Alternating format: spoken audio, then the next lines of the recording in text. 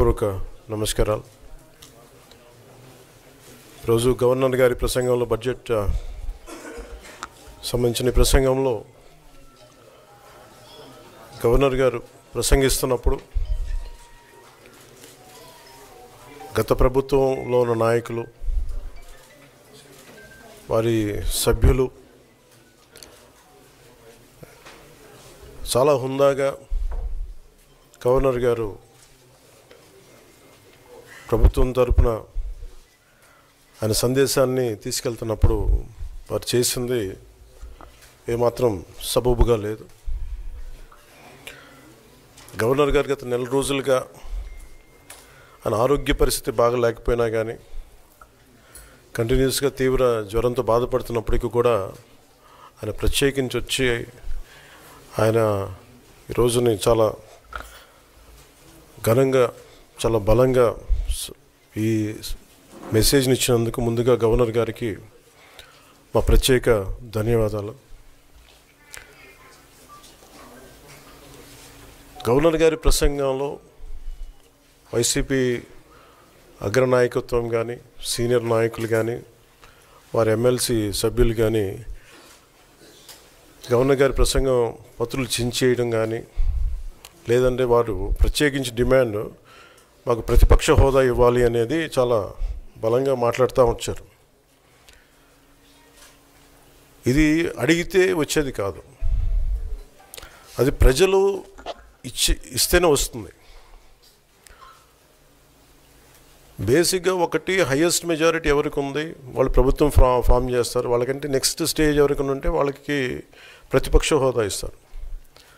అంతేగాని గతంలో మేము ప్రభుత్వాన్ని పరిపాలించాం కాబట్టి మా ప్రతిపక్ష హోదా ఎవరికి ఇవ్వరు. కనీసం జనసేన కంటే కూడా ఒక సీట్ ఎక్కువ వచ్చినా కానీ వాళ్ళకి ప్రతిపక్ష హోదా దక్కేది. ఈ రోజున ప్రభుత్వంలో second largest party Janasena. So దాన్ని ప్రజల దృష్టికి తీసుకొద్దాం. వైసీపీ నాయకులు వాళ్ళు చేస్తుంది ఏంటంటే మాకు ప్రతిపక్ష హోదా ఇస్తే తప్ప మేము అసెంబ్లీలో అడుగు పెట్టాం, లేదంటే ప్రసంగాలను అడ్డుకుంటాం అని. ఇది సరైన మెసేజ్ బయటికి వెళ్దాం. ఇది రైట్కు సరైన విధానం కూడా కాదు. ఇది ప్రజలందరికీ తెలియజేయాలనుకున్నాం. ఇది ప్రతిపక్ష హోదా ఏ పరిస్థితిలో వస్తుందంటే మీకు రూలింగ్ పార్టీస్ కంటే కూడా, రూలింగ్ పార్టీ కంటే కూడా అత్యధికంగా ఇంకొక సీట్లు వాళ్ళకంటే మీరు వస్తే దాని తర్వాత స్థానం మీకు వస్తే ఖచ్చితంగా ప్రతిపక్ష హోదా వాళ్ళకే ఉంటుంది. 21 సీట్లు ఉన్న జనసేన, 11 సీట్లు ఉన్న వైసీపీకి ప్రతిపక్ష హోదా ఎలా వస్తుంది? మేము వస్తే తప్ప మేము అసెంబ్లీకి రాము, ఇలా గవర్నర్ ప్రసంగాలను అడ్డుకుంటాం అనేది ఇది సరైనది కాదు. ఇది ప్రజలందరికీ కూడా తెలియచేస్తున్నాం ఈ సందర్భంలో. అందుకని ఇది భవిష్యత్తులో కూడా మేము కోరుకునేది వైసీపీ నాయకుల్ని, మీకు ప్రతిపక్ష హోదా ఇవ్వకపోయినా ప్రజలు మీకు 11 సీట్లు ఇచ్చారు, దాన్ని గౌరవించి మీరు అసెంబ్లీకి రండి. మీ స్థాయికి తగ్గట్టుగా మీకు మీకు ఎన్ని ప్రశ్నలు అడగాలో దాని తగ్గట్టుగా ఇస్తారు మీకు. ఇవన్నీ దాటి మన స్పీకర్ గారు కూడా చాలా గౌరవంగా వాళ్ళు 11 సీట్లు వచ్చినప్పటికీ కూడా చాలా గౌరవంతో ఇంతకాలం వాళ్ళకి ఇస్తూ వచ్చారు. ప్రశ్నోత్తరాల సమయంలో కూడా ఆయనకి ఇచ్చారు. గతంలో కూడా ఇవన్నీ ఆయన రావడానికి కూడా ఆయన ఎలా రావాలి, ఏం చేయాలి, దానికి కూడా చాలా ఏమాత్రం ఇబ్బంది పెట్టకుండా గతంలో కూడా చేశారు. ఫస్ట్ మీరు మనకి గవర్నమెంట్ ఫామ్ అయిన తర్వాత కూడా వీటిని దృష్టిలో పెట్టుకొని వైసీపీ కొంచెం హుందాగా వ్యవహరించాల్సిన అవసరం ఉంది. వైసీపీ నాయకులకు కూడా మీకు బాధ్యత ఉంది. గవర్నర్ గారి ప్రసంగాన్ని మీరు ఆ విధంగా మీరు ప్రశాంతంగా విని దాన్ని వచ్చే జరుగుతున్న సమావేశాల్లో మీరు దాని మీద లోటుపాట్లు మీరు చెప్తే బాగుంటుంది తప్ప ఇలా కూర్చోబెట్టి అరుపులు కేకలు ఇది సమంజసంగా లేదు. అంటే అర్ధాంతరంగా ప్రతిదానికి అసెంబ్లీలోకి రాగానే గొడవ పెట్టుకోవాలి, దేన్నైనా విభేదించాలనేది ఇది చాలా లో లెవెల్ ఆలోచన విధానం, లో లెవెల్ స్ట్రాటజీ. అది ప్లీజ్ మీరు అప్గ్రేడ్ అవ్వండి, మీరు అప్లిఫ్ట్ చేసుకొని మీరు కూర్చోబెట్టి డెమోక్రటిక్ ప్రాసెస్కి గౌరవం ఇవ్వండి.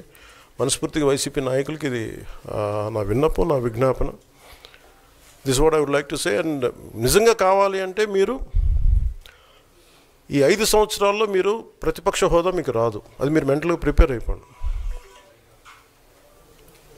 11 సీట్లతోటి మీకు ప్రతిపక్ష హోదా ఇవ్వబడదు, రాదు. ఎందుకంటే ఇట్ ఈస్ చంద్రబాబు గారు, గౌరవ ముఖ్యమంత్రి చంద్రబాబు గారు డిసైడ్ చేసేది కాదు, జనసేన డిసైడ్ చేసేది కాదు. దానికి రూల్స్ ఉన్నాయి, దానికి రెగ్యులేషన్స్ ఉన్నాయి, నామ్స్ ఉన్నాయి. ఉదాహరణకి నేనే ప్రభుత్వం, మన కేంద్ర ప్రభుత్వం ఫార్మేషన్కి మేము వెళ్ళినప్పుడు పార్లమెంటరీ లీడర్ని ఎన్నుకోవాలి మనం కూర్చున్నప్పుడు, ఎన్డీఏ పక్ష నాయకుడు ఎన్నుకోవాలనుకున్నప్పుడు నేను నాయకుల స్థాయిలో నేను కూర్చున్నాను. అదే నేను ఇక్కడ మంత్రిగా ప్రమాణ స్వీకారం చేసేటప్పటికి నన్ను ప్రధానమంత్రి గారి పక్కన నన్ను కూర్చోబెట్టలా. నేను డిప్యూటీ సీఎం అయినప్పటికీ కూడా అది మంత్రి హోదానే కాబట్టి తిరిగి నన్ను మంత్రులందరూ పక్కనే కూర్చోబెట్టారు తప్ప ప్రత్యేకంగా నన్ను అక్కడ కూర్చోబెట్టలేదు. అంటే very specific rules and regulations నడుస్తాయి. ఉదాహరణకి పొద్దున కూడా స్పీకర్ గారు ఎదురొస్తే నేను అసెంబ్లీలోకి అడుగు పెడతా ఉంటే స్పీకర్ గారు ఎదురొచ్చారు. మనకి వచ్చి ఆయన కూడా ఆయనతో పాటు రండి అని వెళ్తుంటే ముందుకు తీసుకెళ్తుంటే నాకు అనిపించింది, సార్ ఇది డిప్యూటీ సీఎంకి ప్రోటోకాల్ ఉండదు, ఓన్లీ ముఖ్యమంత్రి గారు, స్పీకర్, మనకు కౌన్సిల్లో ఉండే చైర్మన్ ఆయనే మీరు చేయాల్సింది తప్ప ఇది మేము ఉండేది కాదని చెప్పి నేనే వెళ్ళిపోయాను. ఎందుకంటే మేమే ప్రోటోకాల్స్ బ్రేక్ ఎందుకు చేయమంటే మాకు లేని ప్రోటోకాల్ మేము అడగం. అలాగే వైసీపీ నాయకత్వం కూడా గుర్తించాల్సింది, ఇది మీకు హోదా ఇవ్వబడదు. ఇది చంద్రబాబు గారు ఆప్ చేస్తేనే కాదు, ఇది ఎవరు ఆప్ చేసింది కాదు, మీకు ప్రజలు మీకు ఇవ్వలేదు. మీకు అది మీరు దృష్టిలో పెట్టుకొని మీరు ప్రవర్తించాల్సింది మనస్ఫూర్తిగా నేను వారిని కోరుకున్నాను. అంతేగాని వారిని ఎక్కడ అవమానం పరచాలని కానీ వారిని తగ్గించాలని కానీ లేదు. 175 సీట్లు కేవలం 11 సీట్లు ఇచ్చారు వాళ్ళకి. ఆ దృష్టిలో పెట్టుకొని ప్రవర్తించవలసిందిగా మనస్ఫూర్తిగా వారికి కోరుకుంటూ మీకు తెలియజేసుకున్నాను. Thank you.